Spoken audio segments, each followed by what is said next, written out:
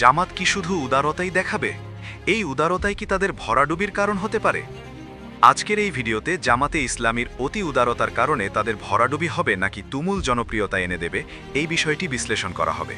গেল শুক্রবার জোট থেকে বেরিয়ে একক নির্বাচনের ঘোষণা দেয় চরমোনাই পীরের দল ইসলামী আন্দোলন বাংলাদেশ। এর আগে থেকেই চরমোনাই পীর ফয়জুল করিম জামাতের বিভিন্ন কর্মকাণ্ড নিয়ে গণমাধ্যমে সমালোচনা করেন, কিন্তু প্রতিউত্তর হিসেবে জামাতের পক্ষ থেকে কোনো উস্কানোমূলক বক্তব্য দেয়া হয়নি। এমনকি জামাতের তৃণমূল পর্যায়ের নেতাকর্মীরাও এ নিয়ে ছিল নিশ্চুপ, কিন্তু বসেছিল না ইসলামী আন্দোলন বাংলাদেশ। তৃণমূল পর্যায়ে নেতাকর্মীদের মধ্যে অন্যতম ছিলেন হাবিবুর রহমান মিসবাহ। একের পর এক উস্কানোমূলক পোস্ট দিয়ে যান এই নেতা। জামাত দাদাগিরি করছে, জামাত সব সিদ্ধান্ত একাই নিচ্ছে, জামাত আসন দেওয়ার কে, আরও ইত্যাদি শব্দ ব্যবহার করে সমালোচনায় ব্যস্ত থাকেন ইসলামী আন্দোলন বাংলাদেশের এই নেতা। এমনকি অন্দরমহলে জামায়াতের সাথে জোট করা নিয়ে পক্ষে বিপক্ষে তৈরি হয় দুটি দল।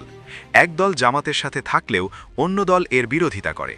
তবে নেটিজেনদের মতে জোট ভেঙে যাওয়ার পিছনে ইসলামী আন্দোলন বাংলাদেশের ফয়জুল করিম ও হাবিবুর রহমান মিসবার মতো কিছু তৃণমূল পর্যায়ের নেতারা দায়ী। তবে জামাতের বিরুদ্ধে অনেক আগে থেকেই আকিদাগত ও রাজনৈতিক মতবাদের বিরোধিতা করে আসছিল চরমোনাই পীর ও তার অনুসারীরা।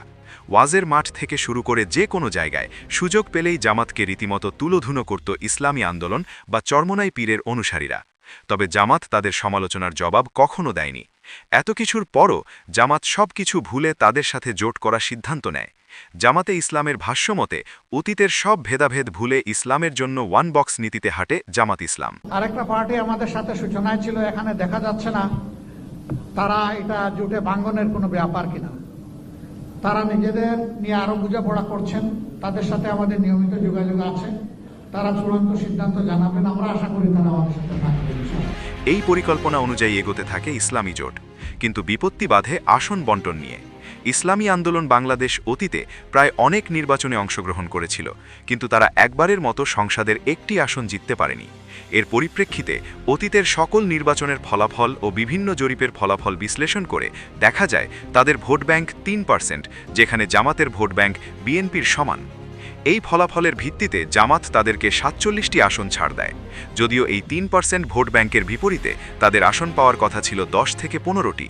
তবে জামাত এমন এমন আসনগুলো চরমোনাইকে ছাড় দিয়েছিল যেগুলোতে জামাত শতভাগ পাস করত। তিলে তিলে গড়ে তোলা আসনগুলো চরমোনাইয়ের জন্য ছেড়ে দিয়েছিল জামাত। কিন্তু আশ্চর্য বিষয় হলো এই 47টি আসন নাকি তাদের জন্য যথেষ্ট নয়। ফয়জুল করিমের ভাষ্য অনুযায়ী তাদের দরকার 100 থেকে 120টি আসন। এমনকি এও শোনা যায় সাথে প্রধানমন্ত্রিত্ব, অর্থ মন্ত্রণালয় ও আরও কয়েকটি মন্ত্রণালয়ের দাবি করে ইসলামী আন্দোলন বাংলাদেশ। চিন্তা করেন, এখনও দল ক্ষমতায় যায়নি, যারা অতীতে একটি সংসদ আসনেও জয়লাভ করতে পারেনি, তাদের মুখে যখন এই ধরনের কথা শোনা যায় তখন তাকে শিশুসুলভ আচরণ বলবেন নাকি মূর্খতা, কোনটা বলবেন? কিন্তু জামাত তাদের এই অচল অযৌক্তিক দাবি প্রত্যাখ্যান করে এবং পরবর্তীতে ইসলামী আন্দোলন বাংলাদেশ একক নির্বাচনের ঘোষণা দেয়। তবে জামাতের ভাষ্য অনুযায়ী তারা এখনও আশাবাদী, তারা এখনও জোটে তাদেরকে চায়।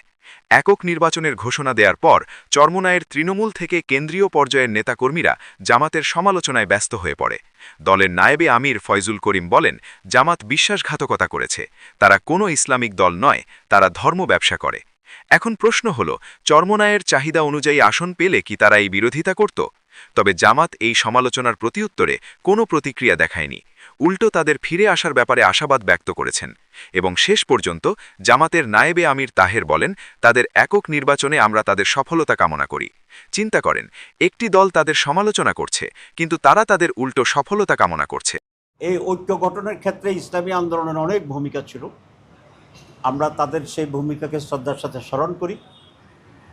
টুকটাক টেকনিক্যাল ইস্যুতে তারা নিজেরা আলাদা নির্বাচন করার জন্য সিদ্ধান্ত নিয়েছেন, আমরা নির্বাচনে তাদের সফলতা কামনা করি।